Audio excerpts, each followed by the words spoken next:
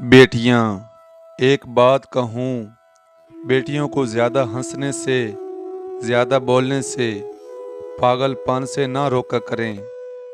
इनको मुस्कुराने दिया करें।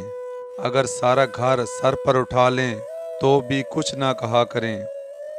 भाइयों के साथ मजाक करें, लड़ाई झगड़ा करें तो भी करने दिया करें।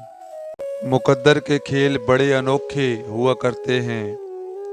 जब तकदीर का थप्पड़ पड़ता है ना, तो यही लड़कियां, यही बेटियां, यही शहजादियां, यही परियां, यही बहनें मुस्कुराना तो दूर की बात है, बोलना तक भूल जाती हैं।